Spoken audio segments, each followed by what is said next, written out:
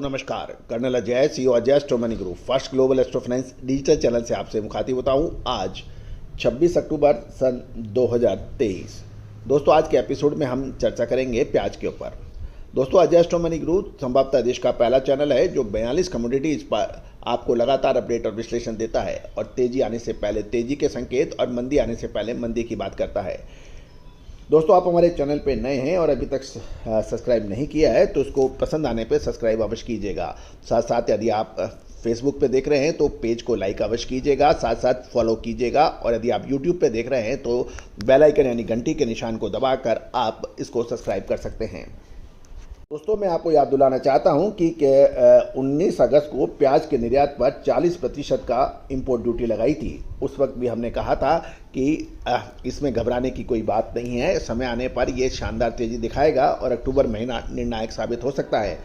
दोस्तों गौरतलब है कि अक्टूबर महीने में प्याज में तूफानी तेजी दर्ज हो गई है और नवरात्रा खत्म होते ही प्याज में धूम मच गई है और पिछले 10 दिनों में ही प्याज के दाम 50% से अधिक बढ़ने के समाचार मिल रहे हैं।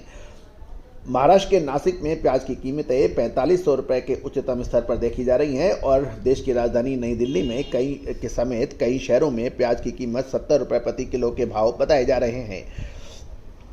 दोस्तों पिछले 10 दिनों में नासिक समेत मंडियों में प्याज की कीमतों में 50% तक की बढ़त देखी गई है। दिल्ली में प्याज की रिटेल कीमतें 25 से 50% तक बढ़ने के समाचार हैं और ये क्वालिटी अनुसार 50 रुपये से 70 रुपये प्रति किलोग्राम बेचा जा रहा है। कुल मिलाकर नवरात्रि के त्यौहार से पहले जो कीमतें 40 रुपये प्रति केजी खुदरा में थी, अब देश की राजधानी के अंदर ये 60 रुपये प्रति किलो बताई जा रही है।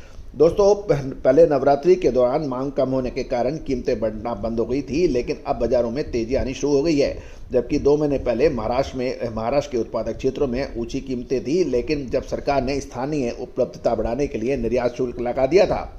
गौरतलब है कि खरीफ के सीजन के उगाए गए प्याज की कटाई आमतौर पर अक्टूबर-नवंबर में की जाती है, लेकिन इस साल ये उससे पहले यानी सितंबर के मध्य से आने लगी थी।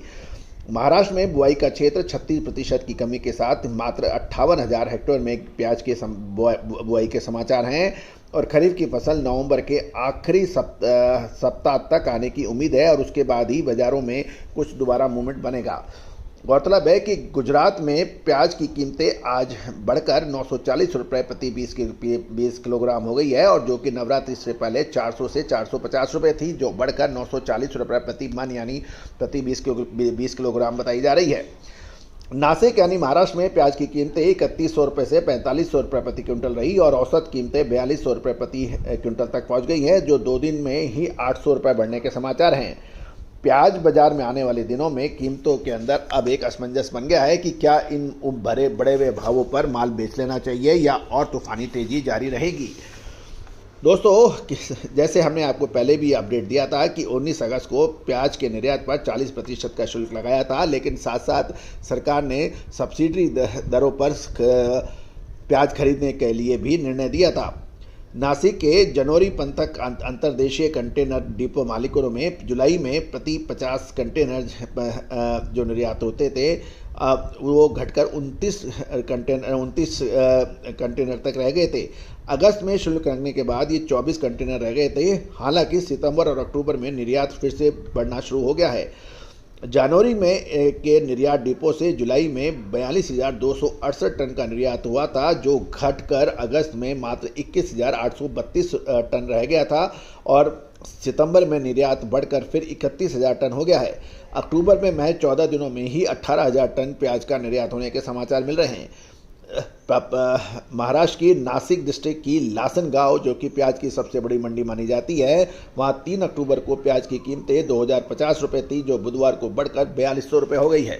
तो दोस्तों प्याज के अंदर अब एक निर्णायक मोड़ आ रहा है। क्या ऊपरी स्तरों पर प्याज का माल बुक करके निकलना चाहिए या इसमें और एक बड़ी तेजी आ सकती है।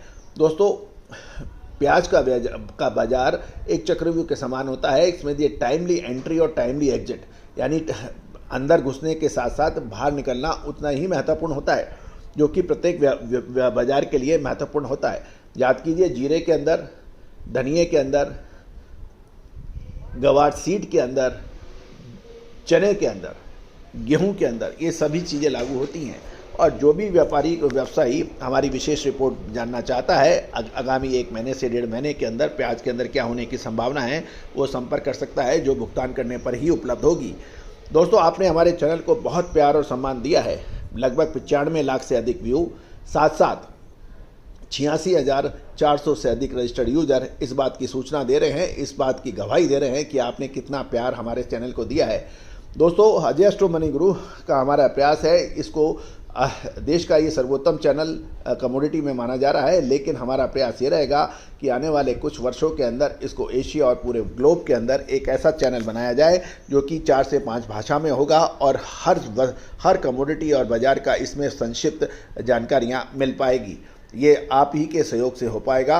और दोस्तों, इंडियन सिस्टम ऑफ एनालिसिस यानी भारतीय अनुसंधान पद्धति और फंडामेंटल एनालिसिस का संयुक्त प्रयासों से हमारे जो विश्लेषण है वो पूरे ग्लोबल में सिर्फ अकेला जो चैनल है वो अजय एस्ट्रो मनी गुरु है, जो कि भारतीय पद्धति का झंडा हमेशा परचम हमेशा आकाश में सबसे ऊंचा रखने का प्रयास करता है, और जो कि हम किसी हद तक कामयाब भी रहे हैं।